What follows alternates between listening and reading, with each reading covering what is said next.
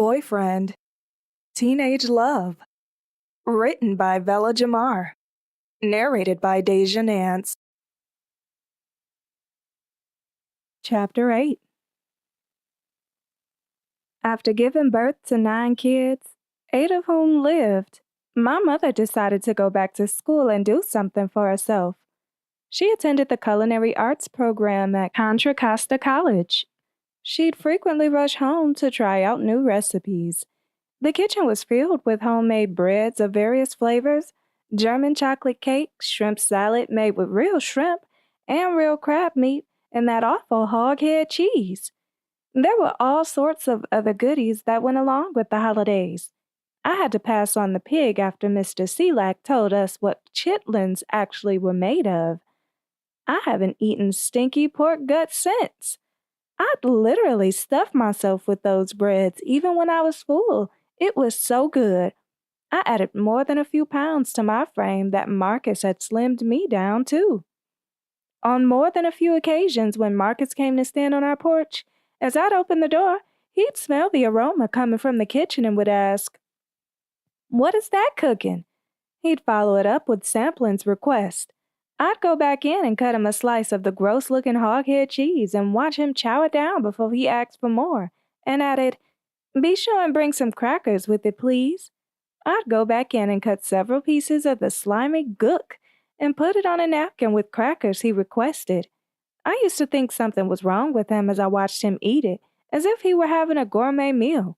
I could not understand why anyone wanted to eat the ears of a pig, which were the main ingredients. It seemed to have no vital substance to eating it.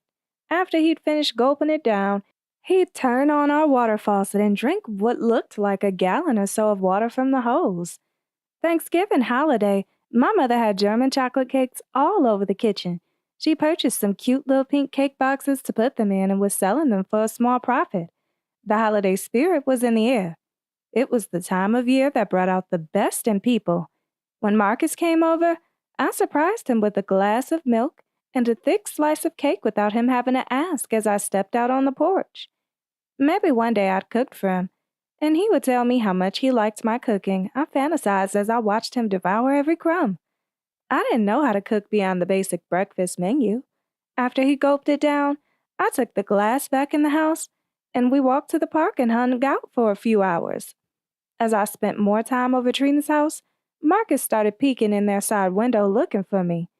I don't know why he declined knocking on the door. One day their neighbor Miss Helen told them she saw a stranger looking in their window the previous night and went to grab her pistol to scare him away by displaying the gun. She told Trina and Judy she had no intention of shooting, though she may have if he would have taken it a step further. When they told me, I automatically knew it was Marcus. Neither of them had any idea it was him, and I chose to keep the information to myself. When I asked why didn't he just knock on the door, he said he was trying to see who was at home first. Trina had a boyfriend named Lenny who was struck by her awesome beauty, and he owned a gold and white Monte Carlos. He was a big square, and that's just how she liked him. Trina liked being the boss and in charge. Many mornings he'd come pick her up and give her a ride to school. If Judy and I were ready when he came, we'd jump in the car and be relieved of the long-distance walking. Sometimes we'd just be sitting around the house and Trina would pick up the phone and simply say, "Get here." We'd give him a few minutes and look out the window where he would have magically appeared waiting further instructions. They stayed together a good while.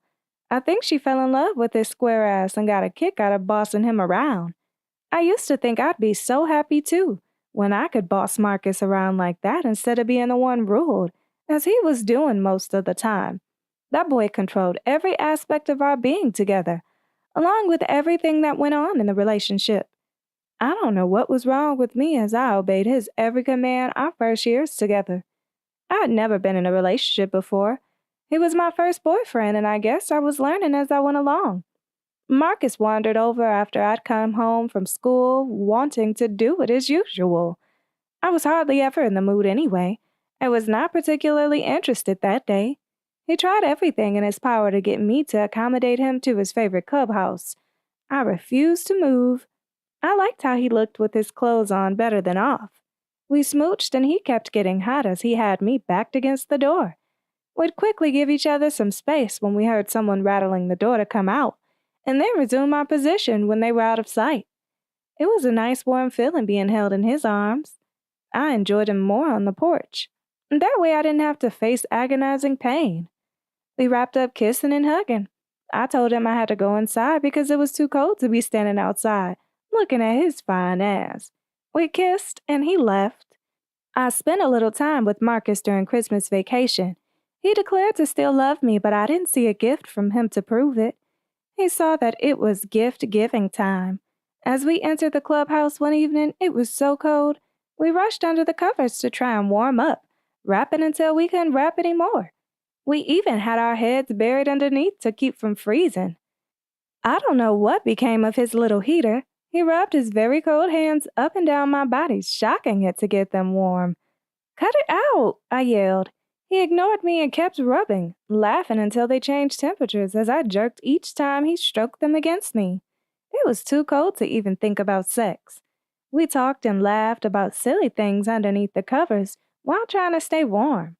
After a couple of hours, I was ready to go get some real heat and told him to walk me home, where I remained on the porch with him for a very short while before going inside out of the cold. We wrapped up the vacation at Judy's house, looking at the stories and enjoying little Alvin, who had officially been nicknamed Snoopy. Trina forever needed a babysitter. When Marcus didn't occupy my time, then I'd gladly watch him. Judy wouldn't babysit under any circumstances. She didn't care if she was in the house for the evening. Trina went out with her gang of friends on New Year's Eve, while Judy and I sat around the house looking at boring TV. As the midnight hour rolled in, we heard a few guns go off. Everyone else was out having fun. Marcus was probably and most likely holy rolling in the new year with all of those screamers at his church. My New Year's resolution to myself was to do better in school. Marcus had made a mess of my attendance the first months of school, but I was determined to hang in there and cross over the finish line when it was time to do so. When we returned to school, everyone was showing off new clothes. It was good to see Diana. She came back to school sporting a 3/4 length tan pleather coat, which she received as a gift. She wore it with pride. With the sheltered life she lived, I don't know if she knew it was actually an imitation. Brenda always outdressed everyone. I don't know where she shopped. She looked like she never had on anything anyone else wore. She and Olita did not like anyone buying anything that either of them owned. Judy convinced her dad to buy her one of those multicolored patch leather coats that was very popular at the time. It looked good, and I would have died for one. But it was one of those items at the department store under lock and key, which made it impossible for me to trade. I was quickly becoming very skillful at using the sewing machine. I tried sharing with Marcus garments that I made, but all he wanted to do was hurry and get them off and out of his way so he could do his thing. He wasn't the least bit interested. I still didn't see any point to having sex. I needed my head examined for not cutting him and it out of my life completely. What was there to it that I was totally missing? He was still thoroughly enjoying it, and I was still thoroughly missing the point if there was one. I never talked to Trina about sex. Maybe her fast ass could have told me what there was to it from a girl's perspective. Soon after I boasted about clothes I made, Marcus had on a nice jacket and bragged that his grandmother seamed it together. It looked good as I closely examined and admired it. It was dark velvet brown with a floral-like print in the upper shoulder area. He and Raymond both shined in it as they took turns wearing it. I wanted to make a jacket with a notched collar in my sewing class, but hadn't quite got the courage to do so yet. When I met his grandmother years later, she said she don't know why that boy told that lie of her making the cute brown jacket I was describing to her in great detail. I was going to get her to show me how to make the notched collar jacket, which I never did master even after years at the sewing machine. She shared that she was an accomplished millinery artist at one time, but said she never did master the sewing machine. She even pulled out her hat block form as she shared of her days when she was at the peak of making hats. When Marcus came over days later, he must have been in a good mood. After we stopped a few houses down from my house, he stood in front of me and lifted me off the ground and onto his shoulder. I was astonished and thought he had forgotten to do anything except rush his pants down. He was still strong and romantic when he took his mind from below his waist area. He carried me a good distance before he placed me back on the ground and challenged me to race him to the clubhouse. That magic had long disappeared. I knew what the clubhouse meant and was not even interested in walking there, let alone race. I smiled as we hugged and walked to the neighbor's house at the corner and sat down on the porch. We talked and hugged the night away until I remembered I had school the next day and bid him to walk me back home. On January 14, 1978, I don't know why I was in the office, but Mrs. Jackson was encouraging everyone, black or white, not to attend school the next day. She was mad that Martin Luther King's birthday was not yet a national holiday, like some of the other great men who had contributed to this country. It seemed like she was also disappointed he hadn't been put on the postage stamp. He'd certainly did his part the few years we were blessed to have him. She could not understand what was taking them so long, and freely expressed her disappointment. She didn't care who in the dominantly white-staffed office was listening as she went on preaching. In Oakland, California, Malcolm X's birthday was both recognized and celebrated. I guess she felt that Martin deserved the same respect. On January 15th, we stayed home as Mrs. Jackson encouraged. We didn't do anything to help celebrate the reason for taking the day off, which was the whole purpose. We did watch a few Martin Luther King specials on TV, and they showed the same documentary each year. We sat around catching up on soap operas and enjoyed not having to go out in the rain as we tried keeping the noise down as their mother slept. She was still working the night shift. The next day after school, let out Marcus greeted me on my porch as soon as I got home. I don't know if he ever had any homework to do. If he did, I sure don't know when he found time to do it. I did most of my work at school or woke up early in the morning to finish. I'm not sure what was going on with him in school. He didn't talk much about it. I think he went through a ritual of getting up in the morning pretending to go to school to please his mother.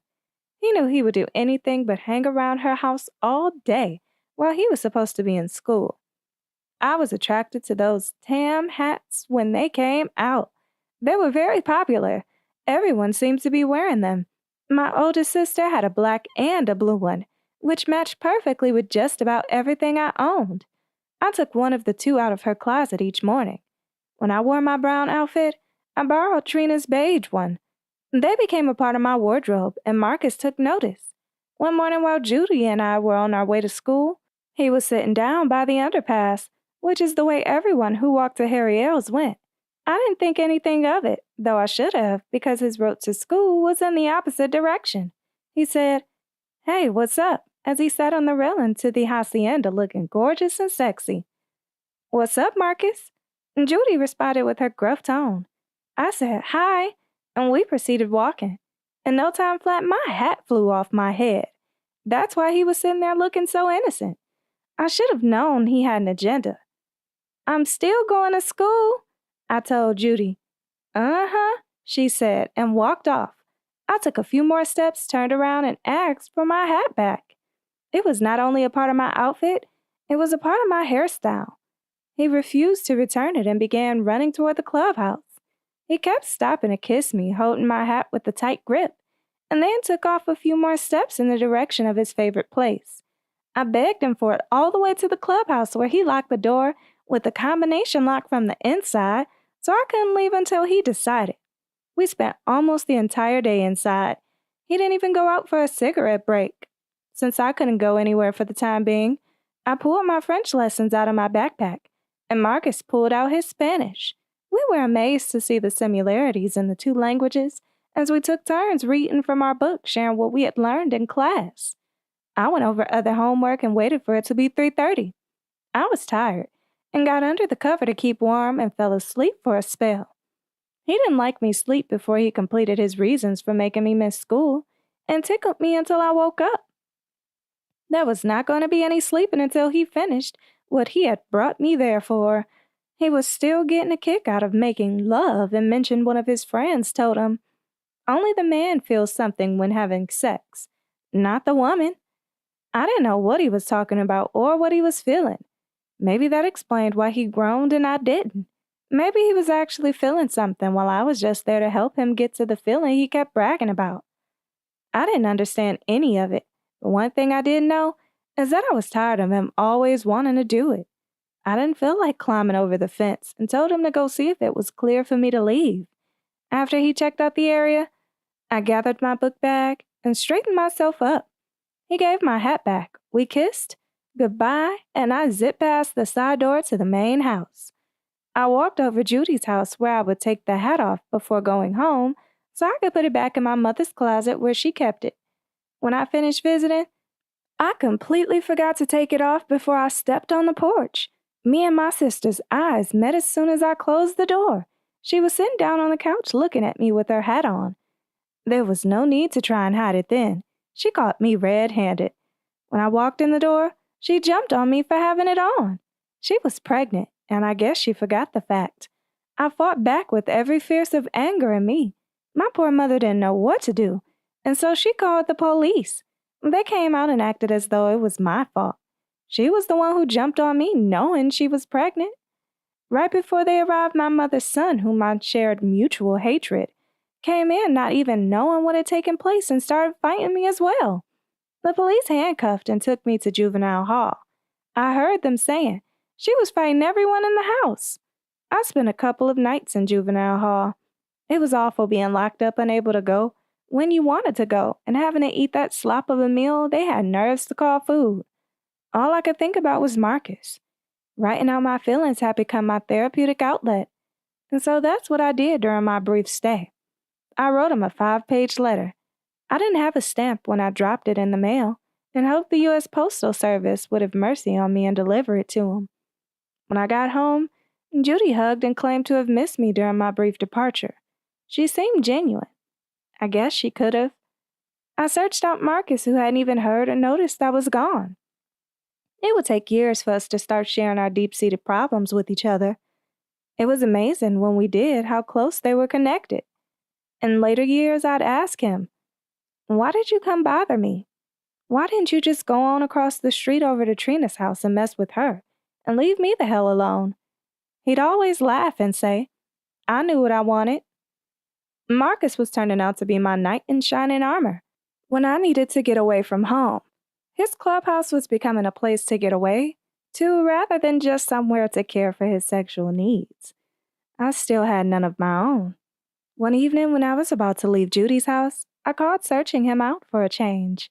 He seemed both glad and surprised that I phoned him requesting to go to the clubhouse. We greeted each other and I immediately told him to come. He said he'd be right over. I waited and waited. He did not come as he promised. Anxiety filled my thoughts as I wondered what was taking him so long. It was cold outside as I waited on the porch.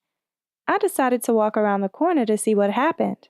I went directly to the side of his house and peeped in the window. His oldest brother had come and was gathering him and his 2 younger brothers to take home with him.